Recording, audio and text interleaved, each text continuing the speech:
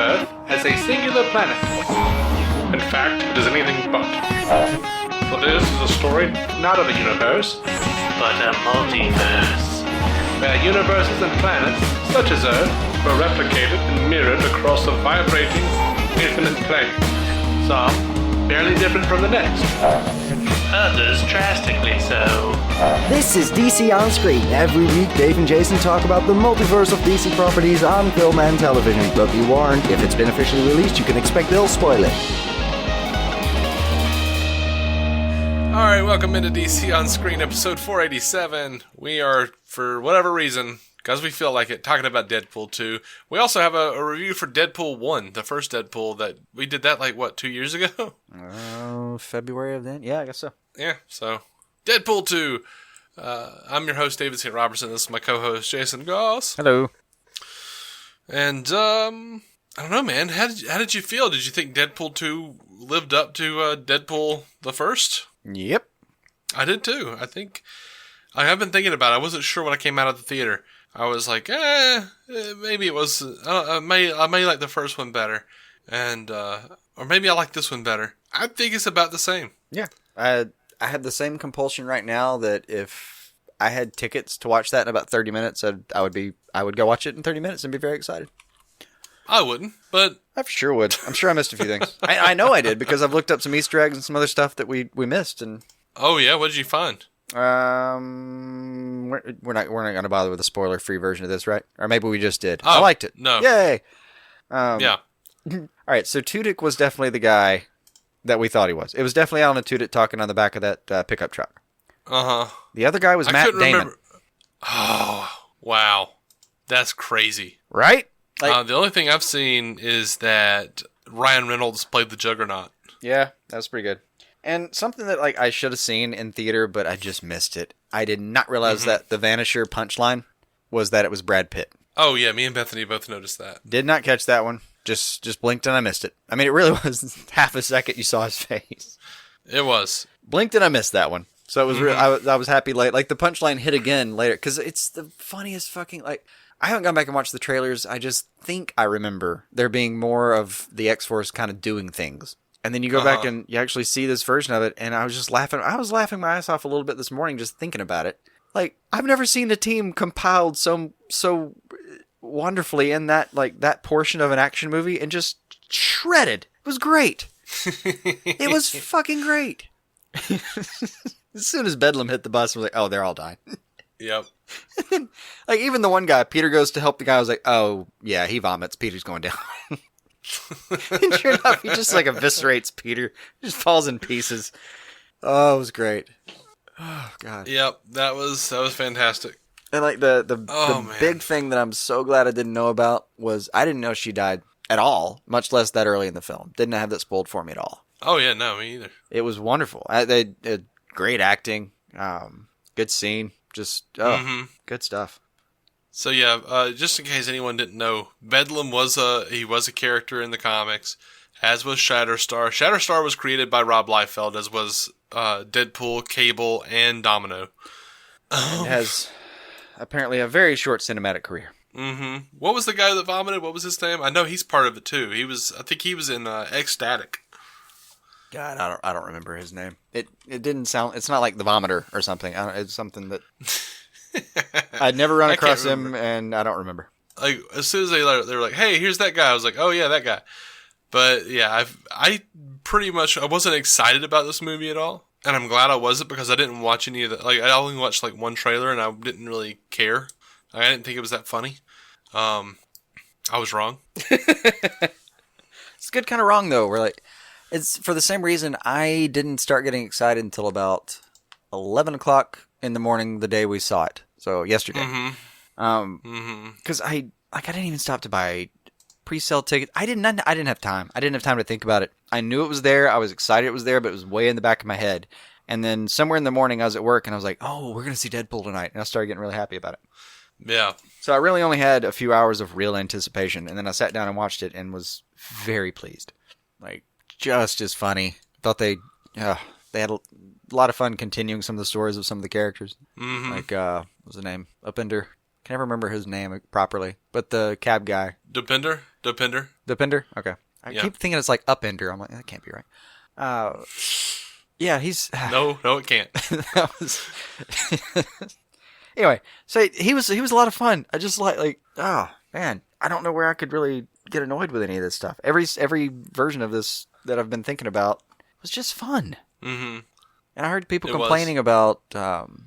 especially this, there were people complaining that, all right, so in the end credits, he goes back and he hits his shot with the cream cheese thing, right? Mm-hmm. So theoretically, she's fine now, assuming there's nothing funky going on that they reverse. But I think she's fine now. Mm-hmm. And then I actually saw some people when I was looking around this morning be like, that's just ridiculous. It means like nothing happened in the movie. There's no stakes. But like, man, it's called a hero's journey. They literally map it as a circle. You go out. There's a hero with a problem. There's like a thing he goes out to find. There's a thing he can't defeat. He finds a way to defeat it, and he comes back to where he started a better person. That's what they do.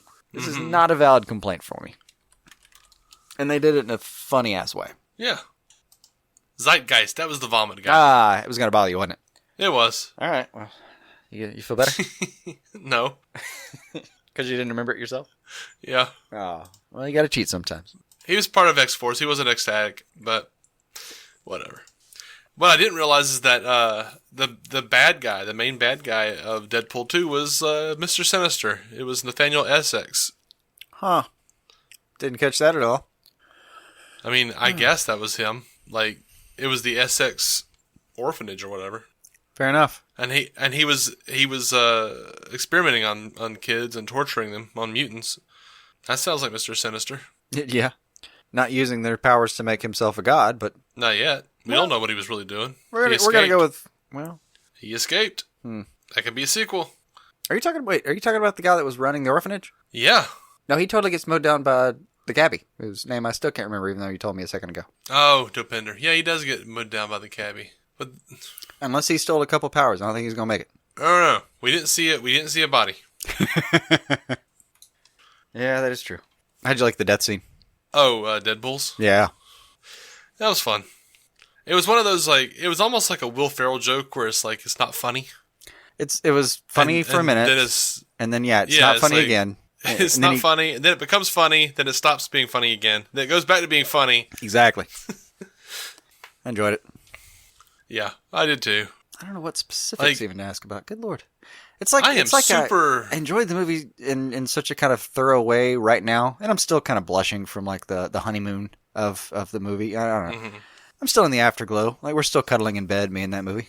But it's like I can't even point out a specific thing. I definitely don't have a specific thing there's a problem with. Like I feel like there are a lot less laughs per minute. Probably this time around. But I was really blown away by how well they toe a line where they make me care about someone, they end that person, or they show me something sad, and then like the perfect example is like they kill her off, right? Put a bullet in her, kill her off, and then I'm on the brink of tears. I'm sad, and then they show me that opening credit sequence where like. Everything is a joke about like did we really just kill her off? I don't understand. Yeah. Produced by I don't understand. Written by the real villains here. Yeah, it was wonderful. And the death scene was fantastic. Oh god, the way he like hugs that guy and it's weird for a second and then steps into traffic. It was. Yep. That was great. Mm-hmm. Like he's all of 90 seconds removed from kind of seeing the life leave her eyes, and he's already suicidal. Mm-hmm. Good scene. And an interesting way to pull in his own motivations from the comics, being in love with death and wanting to die so he can be with her. Oh, nice. Nice touch. Yeah, I thought so. But, yeah, man, like I felt like they did a really good job with balancing that. Like, we know he wants to die. We know he wants to... The whole movie he wants to die. Mm-hmm. And keeps trying. And I did like the constantly going back to her, your heart's not in the right place. It was a good theme. Mm-hmm. And then, like, for him to actually make it back to her, and she's like, no, it's not time for you yet. You've got to go. Yeah. Oh, that was rough. That was. Oh, God. Did you hear the theater actually kind of... It was some measure of, like, gasp and slightly sob when he finally gets past the little membrane or whatever, and he's unscarred. Uh-huh. Like, the whole theater had this kind of like, oh, kind of sound to it. Like, that's that was so my stomach. sweet. That was my stomach. I was hungry. I offered you popcorn. No. Yeah, I was actively trying not to make noises. Like, it was... Come on, Tummy. Oh. Come on, Tummy. Just a little longer. I do the same thing with my bladder at any point. That's actually why I eat popcorn at the show. I'm not even a fan. I actually kind of hate popcorn because it gets stuck in your teeth. I hate it. But it annoys me way more than it's worth it for the flavor. But I almost need something to dehydrate me long enough to get through the movie. Now, I don't know if that's good science, but it helps. Apparently, I don't care because I went, that's smart. I have no idea if that's a real thing. I will though. It's got to the point where if I'm going to, and I really don't get out to see movies that don't have, a DC or Marvel connection at this point. I just don't have time, and this is the thing I care about, so I make time for it. But man, like, I stop drinking water about 3 hours before the show starts. Mm-hmm. Especially if it's a DCU film, but with any of them, just cause a habit of my day. I'll at work, I always have a cup of water with me with some ice. And it's really just, the water's just an excuse for me to chew on ice. I'm one of those guys. And I'll cut that, like, if we're going to go see a movie at 6, I'll throw that cup away at about 3 o'clock and just kind of belay that ritual for a while. Mm-hmm. I have to. There's no other way around it now. Sure. But like, when I was saying I was trying not to make noises, I was actively talking about, like, trying not to, like, gasp and sob over the fact that he was unscarred when he went through the membrane. I thought you meant your tummy was complaining. Well, it was, but there was that too.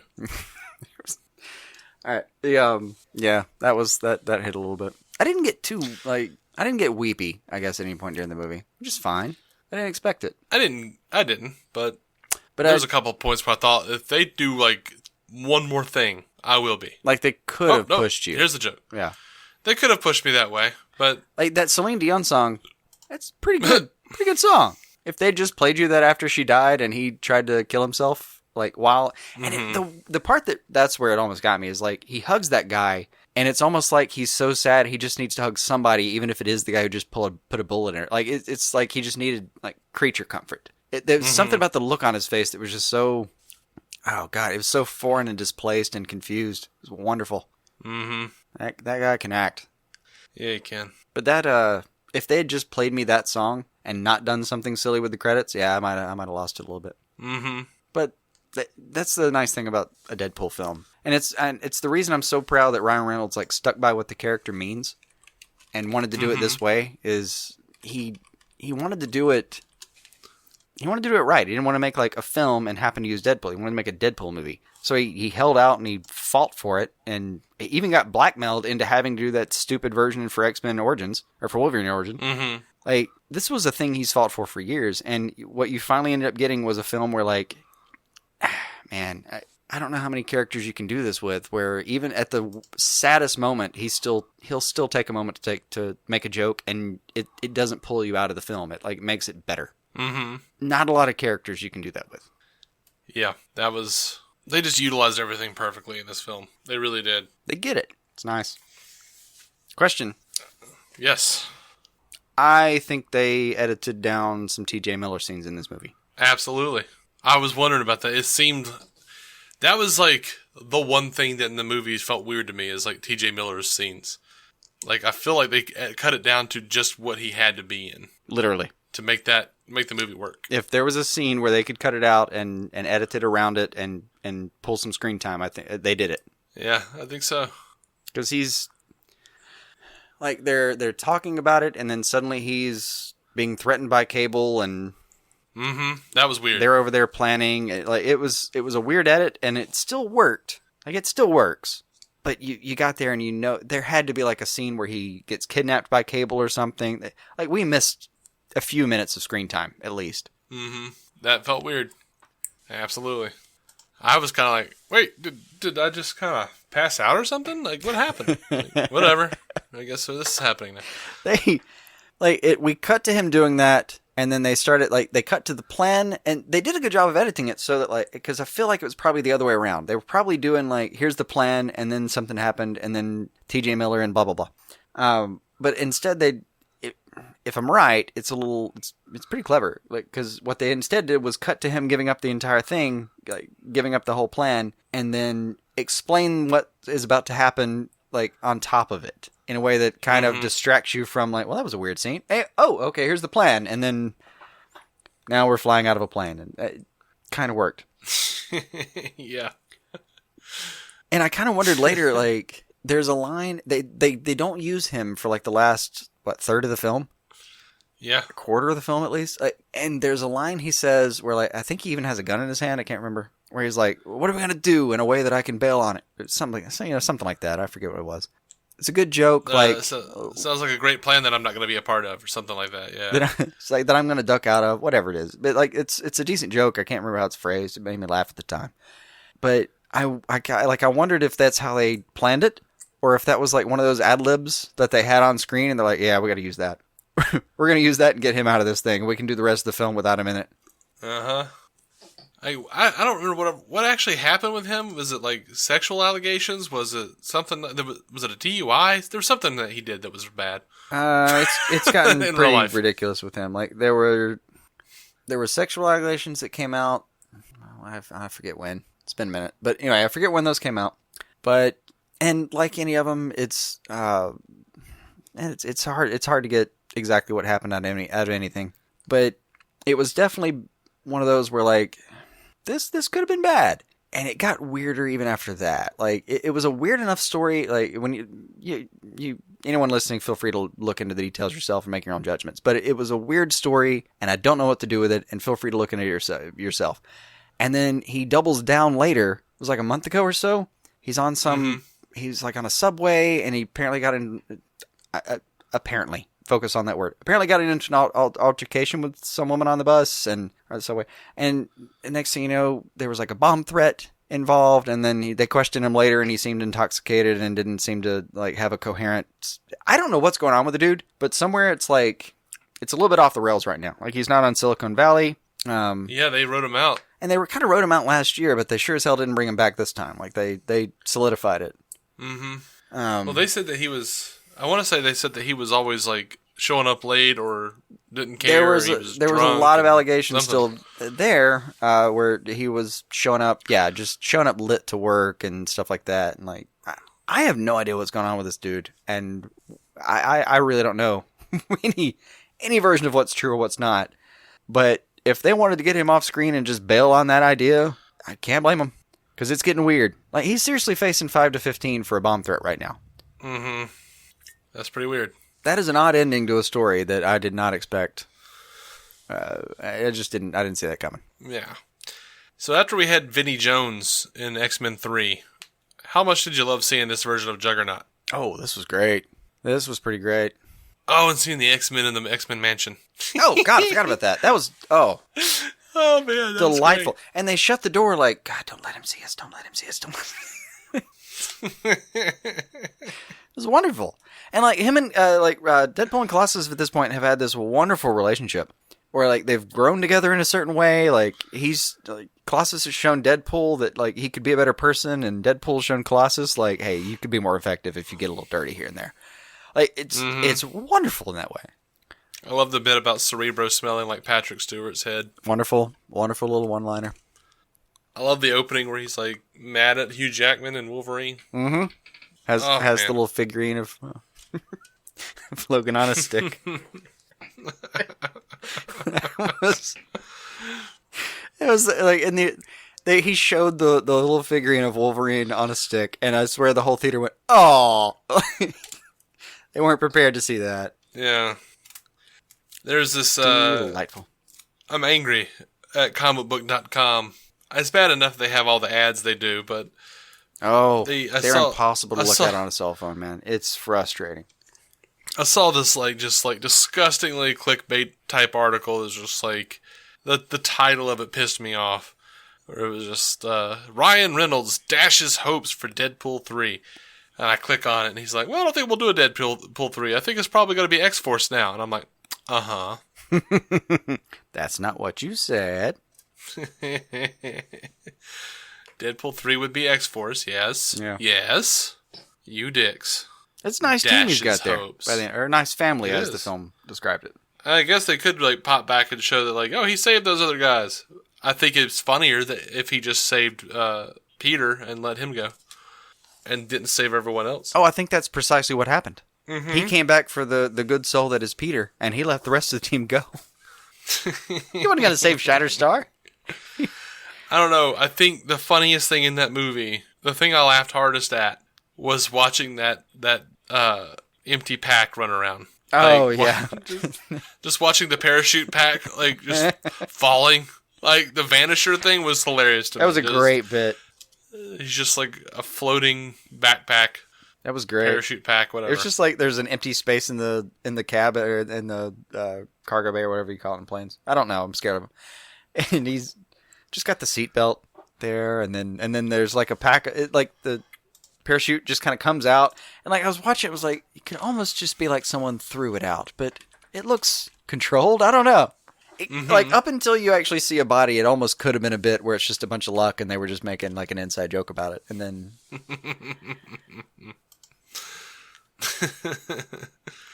He's from the comics too, by the way. Oh, I was certain that was I was sure of that. God, that's good. Oh, the Survivor. We didn't talk about Domino, but damn, amazing. Oh yeah, she's great. She fits perfectly. Mm-hmm.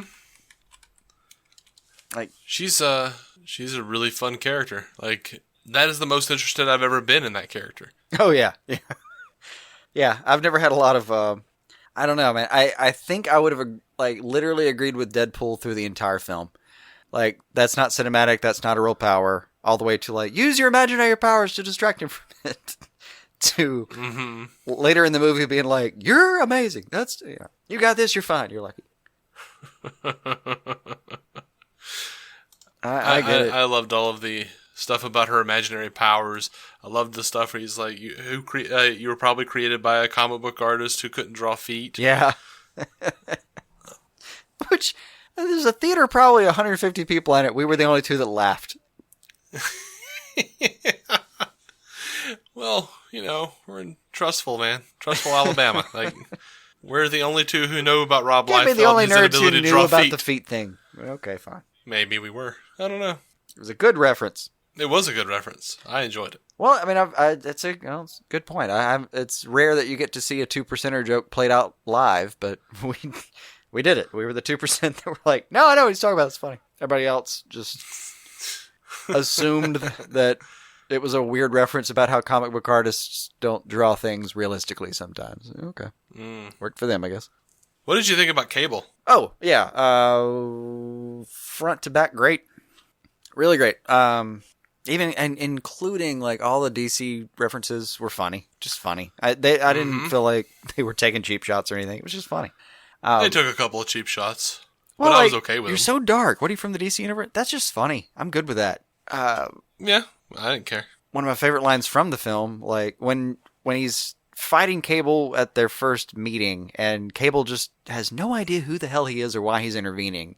Who are you? I'm Batman. Fucking killed me. But yeah, like Cable overall, he had a really compelling story. Loved that it was parallel, but it didn't feel. It felt like they lived two different experiences that were parallel in a way that like they got each other.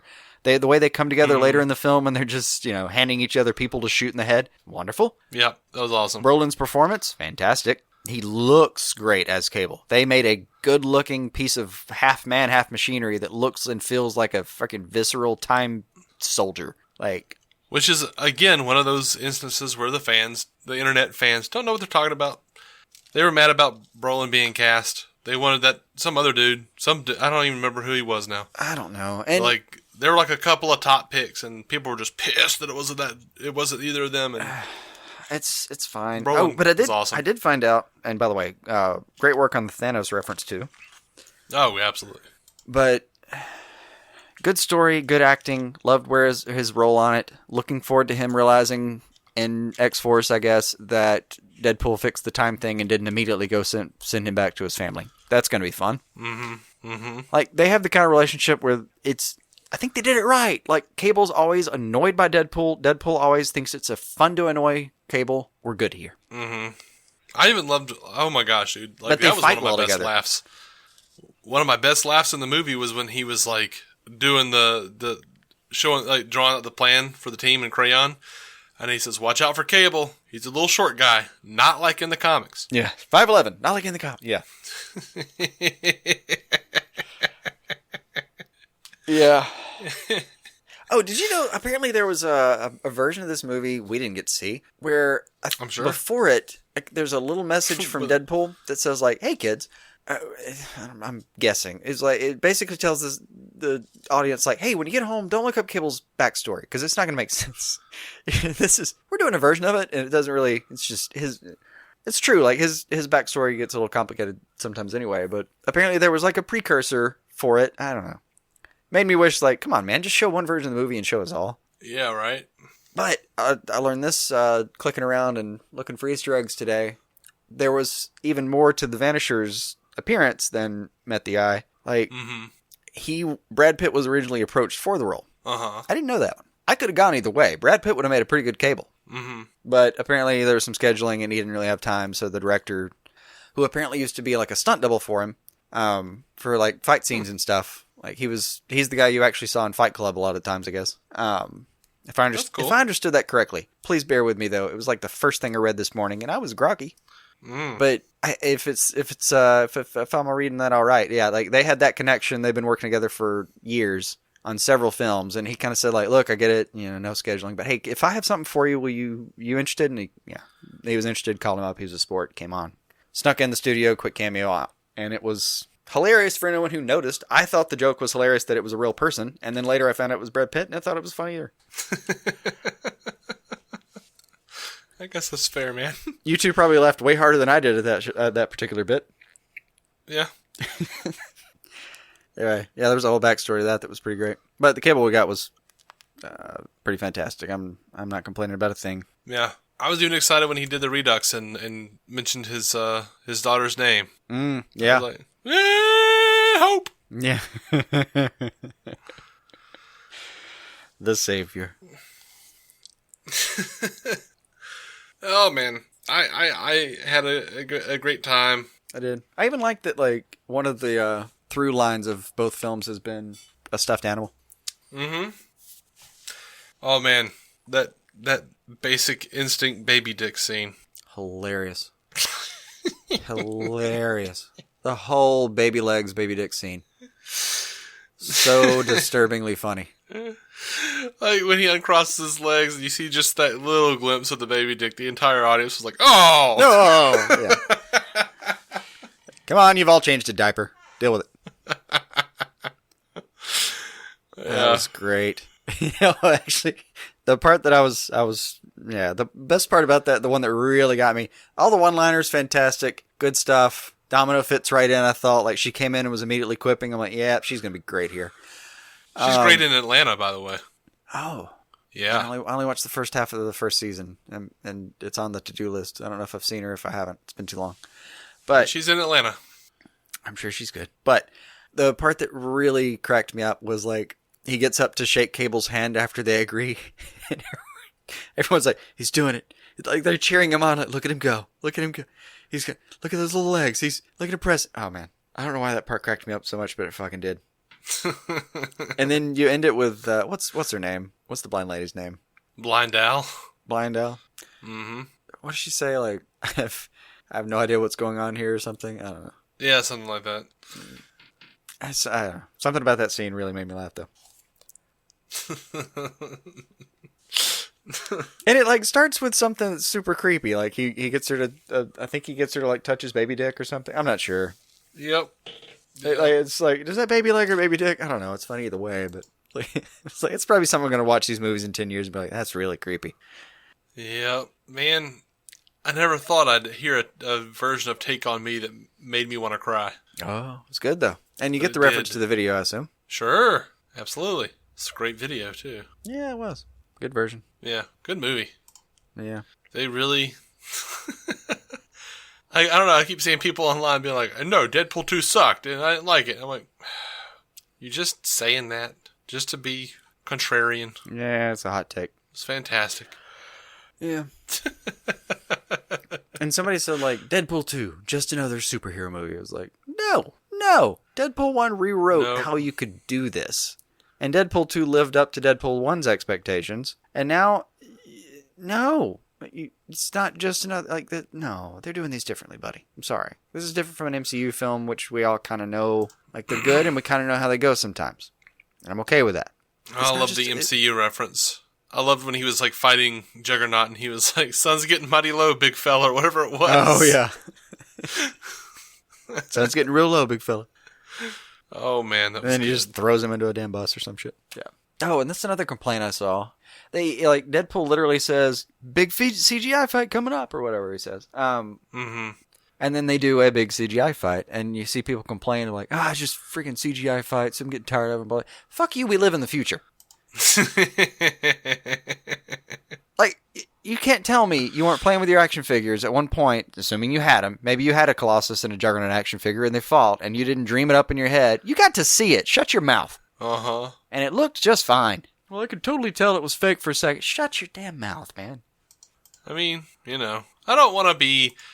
I mean, I get it when it's distractingly bad. I get it. Censoring. But if there's if there's a moment where you realize it's two not real characters, I get it. I get that it can even pull you out a little bit, but like, weigh that against what you're getting to see and tell me it's not worth it to every now and then be like, yeah, I know a computer helped with that. I don't know. Like we get on here pretty much every week and bitch about stuff. You know, I don't want to be that guy who's like, you can't bitch about things that I like, though. But it's not even that you can't bitch. It's just every now and then, just a little bit of appreciation. It's just the guys who just every time there's a CGI scene, and there are plenty of these people that when it ends in a CGI fight, that's like a big no for them. Like, man, it's a freaking superhoof. We're talking about these are gods and monsters battling in the streets. Like, you can't do that with. We gotta bring in a computer.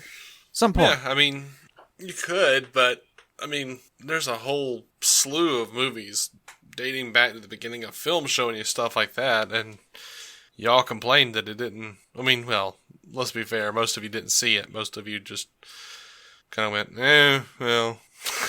Yeah. Those movies are old and slow paced, so I can't watch them. There's some black and white. Ew. No, you're right. Like, I get it in some ways. I totally get it, but it's not like. Let me put it this way. Here's a good example. And was it the third Matrix when he battles like 900 Agent Smiths? Yeah. It does not look great. For a movie that in the number one in the series looked phenomenal, like changed the game, won all the things because it should have. Mm-hmm. And then you get to 3, and it looked like a cutscene in a computer game at times. Yeah, it did. I get 2 it. and 3 did. I get it. I know it doesn't look great. But at the time, that was like where it sort of turned, though, I think. Because, like, dude, like, I went to see the second one, and when he's fighting all those Agent Smiths in the park, like, I'm sitting there looking like going, you know what? That doesn't look real, but I don't care. That's the attitude I'm trying to promote here. That's all. I know that doesn't look real, but the story I'm being told matters. Not necessarily that I have to, like, it doesn't have to be that realistic. I get it. It's just like it's the hot take guys out there that are like, well, it's a CGI fight. I could totally tell. Man, come on. We're living a dream here, dude. Just calm down on that. Those guys remind me of the people that used to like go on my YouTube and like, even though the title says comedy sketch, they'll write a comment and say, this is totally fake. Like, no kidding, buddy. Yeah. It was telegraphed. Yeah. At one point, I ran an upstart pizza restaurant that got reviewed on a fruit cup. Somebody came in at 7 a.m, got a fruit cup, and said the fruit could have been fresher. I was like, we're a pizza restaurant. Mm-hmm. Come have a damn slice before you get on Yelp. That's rough. I don't know. Who knows? Maybe that's the source of my anger. But anyway, it's just the kind of thing.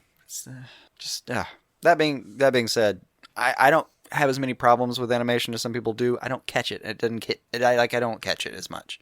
This looked pretty damn good though. Mm-hmm. It did. I didn't. Even the Juggernaut hairy man-ass looked pretty good. Looked like a giant hairy man-ass. Did you notice as they faded out, he was getting up out of the pool? Was he? Yeah, I think he survived. So. It looked like it. Yeah, that'd be great. He's the Juggernaut. Yeah, Juggernaut, bitch. I mean, electrocuted in a pool. Because they use like a live wire. It's not like that wire ran out of energy and said, oh, we're done here. It's still being pumped. Uh-huh. He'd have had to gather himself enough to get out. But hey, it's a Juggernaut. What are you going to do? I'd love it if he was still around. I mean, I'm sure. Like I said, because of the way it ended in the post-credits, they could do whatever they wanted. Mm-hmm. But even stop Green Lantern from being born. it's still on my shelf. That was hilarious. That was great. Like, I've never heard an audience cheer like that when he like popped in and like killed X-Men Origins Wolverine. Oh yeah, that was Deadpool, it was 150 people all with the same exact appreciation of that moment. Yes, that was terrible. It's great. And that was the one thing when he got the time machine. That was my first thought. I was like, he's gonna go kill the bad Deadpool. Mm-hmm. Like, hey Logan, big fan. Pop, pop, pop, pop, pop, pop. Just clean up the timeline. Pop, pop, pop, pop, pop, pop, pop, pop, pop, pop, pop, pop, pop, pop, pop. They used that shot of like Logan just confused. Like, what the hell is going on here? I think that scene may have made X-Men Origins Wolverine worth watching. It's the only benefit I've gotten from it. Oh, come on. I mean, well, aside from the opening scene and the one line about like, I'm going to kill you, do you even know how? I'm going to cut your goddamn head off and see if that works or something like that. Yeah.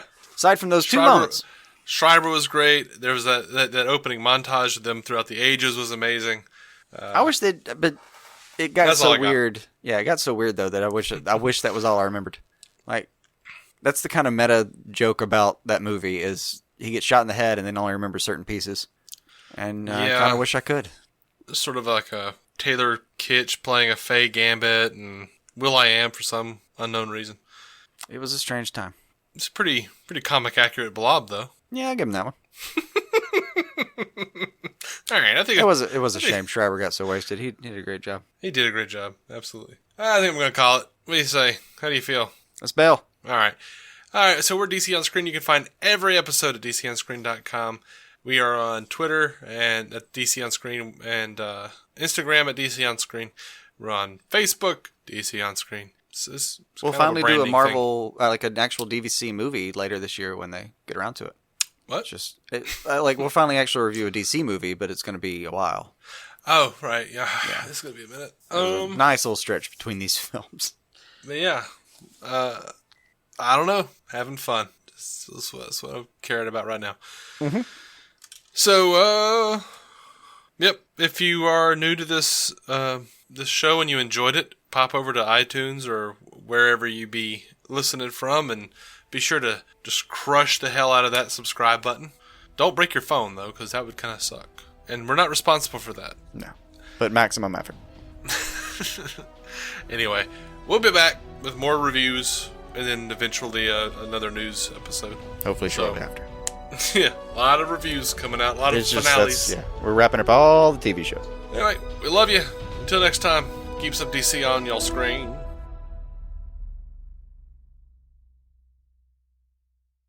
Our opening narration was from Dan Jurgens' The History of the DC Universe, Part 3 of 10, as featured in DC 52, Week 4. It was performed by me, David C. Robertson. Intro music by Jason Goss and Michael Shackelford. Michael's band, Future Elevators, could be found on Spotify or future-elevators.com. Our introduction was performed by Effie Ophelders of the fantastic podcast Stealing the Remote, which lives on SoundCloud. It can also be found on iTunes and Stitcher. We are proudly in partnership with TV Time, TV show calendar and social media site that lets you keep track of what you're watching, what your friends are watching, and where you all left off. DC On Screen is a maladjusted production. Visit maladjusted.tv for more from me and Jason, including sketch comedy, an improvised web series, vlogs, parodies, and more. Are you maladjusted? We all love the low country lifestyle, which is why we should do our best to protect it.